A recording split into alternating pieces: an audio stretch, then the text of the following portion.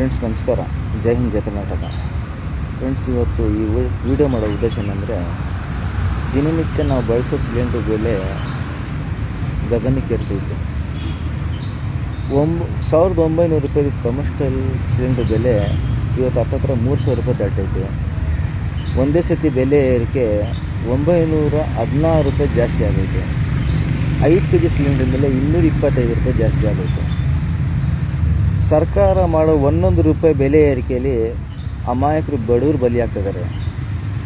ಒಬ್ಬ ಕೂಲಿ ಕಾರ್ಮಿಕ ದಿನನಿತ್ಯ ಅವ್ನು ದುಡಿಯೋಕೆ ಹೋದರೆ 400ರಿಂದ 500 ರೂಪಾಯಿ ಸಂಪಾದನೆ ಮಾಡ್ಬೋದು.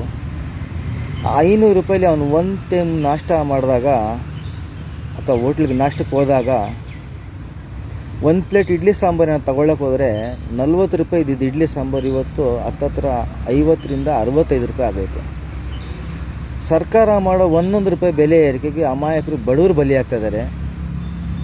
ಬಡವ್ರ ಜೇಬು ಕತ್ರಿ ಬೀಳ್ತಾಯಿದೆ. ಇರೋನು ಸಿಲಿಂಡ್ರ್ ತಗೋಬೋದು, ಇಲ್ದಿರೋನು ಉಪವಾಸ ಮಲ್ಕೋಬೇಕಾಗುತ್ತೆ. ಆದಷ್ಟು ಈ ವಿಡಿಯೋನ ಶೇರ್ ಮಾಡಿ.